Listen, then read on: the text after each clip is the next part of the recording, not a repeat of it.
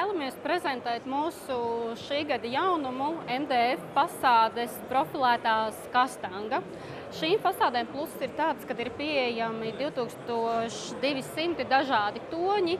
Tas nozīmē to, ka jebkurš mūsu klients varēs pielāgot virtuves fasādi savam interjeram. Kā arī šajā virtuvē ir otrs jaunums, ko mēs prezentējam, ir dekoratīvais elements ap līdz virsmu no masīva koka materiāla. Šeit ir redzams iebūvējamais tvaika nosūcējs. Skapītim apkārt ir palikusi brīva vieta, kuru var izmantot. Pats tvaika nosūcējs ir darbināms ar atlokāmu paneli. Nolocītā veidā tātad nosūcējs nav redzams un viņš ir izslēgts. Tad, kad mēs viņu atveram vaļā, nosūcējs automātiski pats ieslēdzās. Tāpat arī šo nosūcēju var darbināt ar pulti, gan kontrolēt apgaismojumu, ieslēgt, izslēgt, gan jaudas līmeni. Kā vēl viena aktuāla lieta šajā virtuvē ir tāda, ka stikla vietā mums ir krāsojums, kas ir tāfele. Lieta, kas ir jaunums, ir pilnie atvilkņu vadotnes, sāni, kas ir gandrīz līdz pašai fasādes augšai, kas dziļākajās atvilknēs pilnvērtīgāk ļauj izmantot atvilknēs iekšējo telpu. Kā arī te ir redzami šķīvju turētāji, kurus arī var tātad izmantot, lai organizētu darbu atvilknē.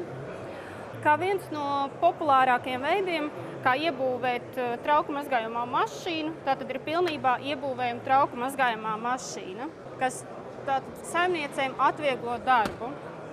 Trešā lieta, ko gribētu prezentēt, ir šoka izlietne, kurai ir papildus virsma, dēlītis no stikla, kuru var izmantot gan uz virsmas, gan turpat uz izlietnes.